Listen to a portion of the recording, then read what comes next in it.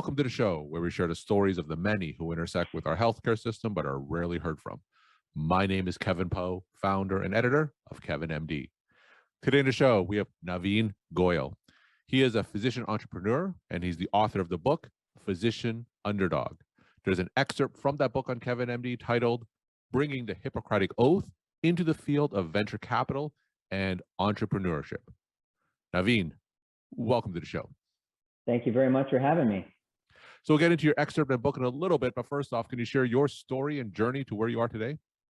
Yeah, so I wanted to be a physician like many people did. Lucky to get into medical school and trained in anesthesiology in Chicago. Ended up going to private practice in Columbus, Ohio, where I reside right now. It was a dream job, practiced for 13 years, and probably in the middle, several years into the job, I started getting a little bit bored after you're done with board exams, and the learning curve of private practice, or I should just say practicing on your own, starts to go a little bit lower and flat. And boring is good in medicine, but boring is still boring. So I started reading and learning about different businesses, investing, entrepreneurship, just started really exploring the world outside of medicine, and ended up co-founding a company in 2014 called SmileMD, which is a mobile anesthesia company that enables procedures in dental practices and physician offices. So that got our feet wet and basically motivated me to learn more. And as I got more inundated in entrepreneurship, I realized that you can really solve problems on your own. You can create different aspects to do it. And it doesn't have to be within the confines of a medical system, which many of us know are, highly regulated and let's call it antiquated. So, keeping the movement forward, I ended up meeting a lot of entrepreneurs, learning from them, and realized that they needed funding to keep moving forward. Myself and my two co-founders of SmileMD were fortunate enough to self-fund initially, and so we weren't really thinking about that as top of mind. But as I met other entrepreneurs and they were doing great things, funding was a big deal. So myself and a co-founder of Loud Capital at the time in 2015, we started an angel fund to help invest in these entrepreneurs. And many physicians and other folks around me were very interested in investing in something new. They knew I had started a company. They knew I was investing personally. And so that became something greater than a fund. It became more of a company and a firm. And it's called Loud Capital, which I run now full-time here in 2022. I left my medical practice in 2019. So after 13 years of practicing anesthesiology, I ended up running Loud Capital full-time as CEO, which we do a lot of impact investing and also impact building. And I'm sure we'll get a little bit more into that. So just to be clear, did you have any formal training in entrepreneurship, business, venture capital, or is this something completely self-taught or learned from mentors? Proudly, no formal training. And that's actually proud because I think a lot of people can learn what they need to move into different industries. And when we're talking specifically about our physician community, we've already proven to ourselves that we can learn a lot, have rote memorization and work crazy hours. So if you put that energy and intention and really interest into a new subject, you can learn it. And so entrepreneurship, there's no roadmap, there's books, but in the end, you have to make a lot of decisions and be comfortable knowing that the unknown is ahead. And so it's betting on yourself. It's having that intention, reminding that you intend to do good and you learn and you keep moving forward. And that's what I realized from other entrepreneurs, that this world is very different than what many of us have trained in the medical field. So I always like to ask this question to physicians who moved on to different fields. Is being a doctor or has being a doctor helped or hurt you now as a venture capitalist? It's probably done both. Initially, it was, hey, you're a doctor, stay in your lane. What do you know about this? That's some conversations, and there's been plenty of people who, tell me, hey, you don't speak like a doctor. And, if you really think about that, it's really insulting because it's like, okay, what does a doctor sound like? And I think it's going around that philosophy that they're referring that we don't really know a lot outside of the medical world. On the other hand, which I actually want people to focus on and leverage, is we do have our degree. We do have a industry or career that is known to help people, and it's very competitive. So people know that you have a certain level of intelligence, or at least worked really hard to get there. What that can do is it can open up doors.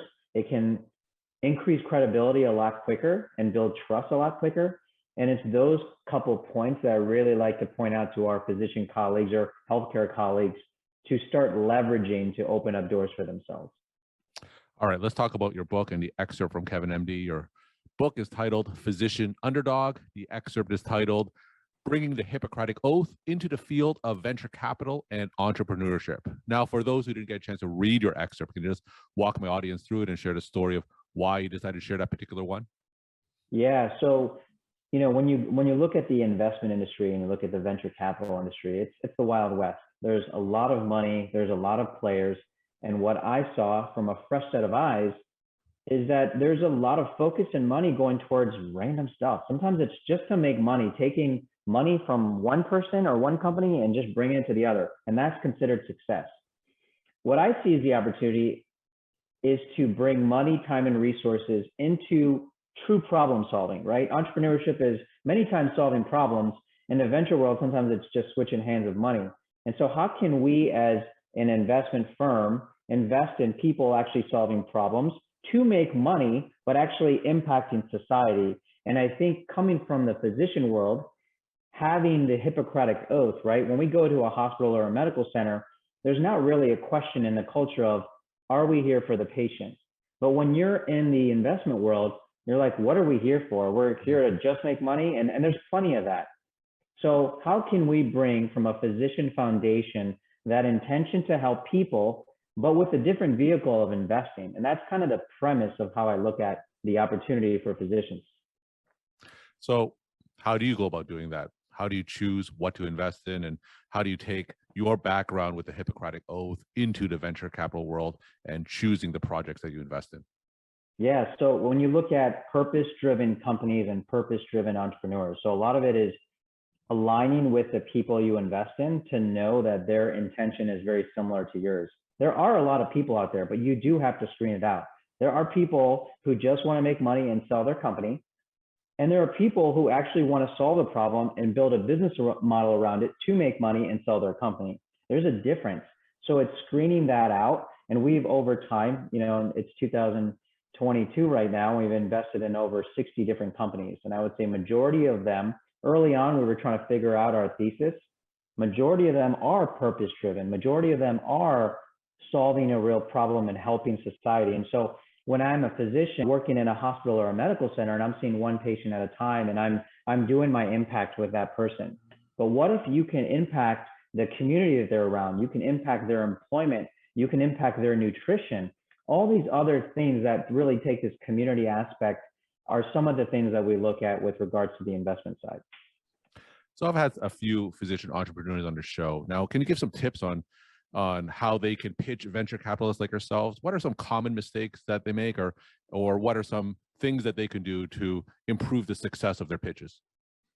Yeah, to improve the success of their pitches, everyone always wants to give a template or how should I present? How should I communicate this? And communication is very important. But if you are actually solving problems, number one is educating on the problem, because many people don't know how many problems there are there. Very simple things that pain points. So it's education, and then it's just pursuing your why. Why do you care that much? Is it because you saw a problem to be solved and this is opportunistic? And that's okay, taking advantage of an opportunity. But in the end, what I really look for is digging deep on the entrepreneurial journey is very challenging. You're going to get kicked in the gut many times. You're going to question yourself daily. I do it daily. I question myself. I'm like, what am I doing this? Like, it's about keep moving forward. So it really challenges the deep intention to move forward. It's not that different from when we were going to medical school, right? Mm-hmm. And there were some folks in my class who's a year into it, they said, my parents were really pushing me to go here, but I don't want to be here. And they didn't end up continuing on. That's not surprising, because when there's going to be huge obstacles and challenges, it really goes down to your core of why you are here. So in the end, before you present, before you talk to anybody, know why you're there. And that's going to come out in your presentation. All right, let's talk about your book, Physician Underdog. What are some of the main messages that you want the audience to come away with? So the subtitle of it is Leveraging the Underdog Mentality to Move Forward. And so it's about really, I'm a physician underdog, and what I've done with my own life. There's a lot of other physicians out there, but this is really for anybody who's dealt with adversity, and it's what you can do in your mindset to shift to move forward. And so I give specific examples in the book of what I've gone through, how we started SmileMD, how we started Loud, what I look at right now, all the people that reach out to me and say, I'm about to do a career change or I'm dealing with this adversity. It's really, and it's called Physician Underdog because when you look at an underdog, many times initially it's like they're going to lose this because they don't have this or the other person has this. Let's say we're talking about a game in sports. And so, there are qualities in an underdog, even just knowing you're an underdog, that can be motivating and fuel. Now, sometimes it deflates people or takes away energy. For me, being an underdog, it actually, I realize, fuels me, motivates me, and I thrive under stress. Now, everyone doesn't need to be that way, but does adversity always need to be negative? Does it always need to be something that, gosh, I got to get this adversity away? It's taking the situation, looking deep inside you on the traits that can overcome your adversity and being better off and learning and continuously just being the best version of yourself. Now, in your own journey, when you transitioned from anesthesiology to a venture capitalist, did anyone doubt that path? Did anyone ask you, you spent this long doing medicine, residency, private practice, what are you doing? You have a great life. Why are you taking these chances? Like, talk about some of the doubt that you may have faced during that transition, and how did you overcome it? Yeah, number one, I had doubt myself. I had guilt, number one. I was like, why am I even thinking about looking over here when I trained so hard to be in my dream career and job? I mean, a dream, nothing negative on that end. But my mindset had changed. And I said, I have one life right now that I know about. And so I need to make sure I'm like the most fulfilled and happy that I can be. And I realized that overcame what I thought society wanted from me. And so once I was comfortable in my own skin, then the next level was, yes, there was very close friends who were concerned. Are you sure you're going to leave this great group and go over here? Two things. Number one, I said, I've thought about it. You know me as a responsible person, not just to do a last minute thing. It was hard enough journey for me to get in here. I've really thought about it. I took my time growing the businesses 5-6 years. And then the second thing is, a physician can go back and utilize their skills if they needed to. How many people can say that? And so it's leveraging that degree that you earned, that you rightfully deserve, and being able to go back if you need to feed your family, if you needed to do something. So I leverage that point. I encourage other people not to make radical movements, but when you're starting to question yourself, imagine someone without a degree like that who can go back, and yet they still take risks. And so I was inspired by people with much less, nets to fall back on, who were still moving forward because they were so convinced that they could do something. So I just encourage people to think about those things before, as they're making decisions. If you were to do this journey all over again, is there anything that you would do differently? The only thing I would change that I can really think about is my undergraduate degree. I did my undergraduate degree at Ohio State University, and someone told me, hey, make sure you do this crazy tough major to get into medical school. So I did molecular genetics. Man, that was boring. I still don't know what molecular genetics is. I would go there. It probably negatively affected my GPA. I fortunately still got into medical school, but I saw it as a missed opportunity when I look back. And I actually talked to a lot of med students and residents and high school students. And I just say, do it for yourself. Don't do it for a resume or to get into the next step. Because in the end, you are here and you can be a sponge, and what you're motivated to do, like whether it's psychology or something in the arts, something completely different, business, learn it, embrace it, and that's going to make you better wherever you go. So that's my only regret, but I don't lose sleep over it. I just like to make sure I tell people that. Yeah, I think that's a great point. We have to remember that pre-med is actually not a major, and we have so many different ways that we can go into medical school, like you mentioned, economics, business, the humanities, and there are so many other ways to get into medical school other than the sciences. So that's a great point. We're talking to Navin Goyal. He is a physician entrepreneur, and he's the author of the book, Physician Underdog. Navin, so for those physicians interested in making a similar career transition like yourself, or going to entrepreneurship or even venture capital, what kind of advice do you have for them if they're interested in making that transition? Yeah, I would say just like I did, just be a sponge, learn, explore, talk to a lot of people. I think there's an undervalued emphasis on talking to people, reaching out to people, asking about their journey, asking what they did. And that's why I'm such an open book with regards to saying, I just learned things as I went along. All the information in today's world is available. And it's actually a reason why I wrote the book, because I get a lot of people that reach out from around the world asking about the story. So the story is in there, everything, but it's not just my book, right? There's other books, there's online courses, there's social media, there's great, like, sharing of experiences of how I went from A to Z. It's what you do on a daily basis, right? And do podcasts and a lot of content. And I just think be a sponge, and you've already proven yourself to be able to learn. So now it's time, if you have interest, go learn it and go do it. And my final question, what are some of your take-home messages that you want to leave with the KevinMD audience? I would say this. Society puts a structure on us, and it's really time to unravel and unlearn that. Do what you need to fulfill yourself, and that fulfillment of yourself will positively impact the people around you.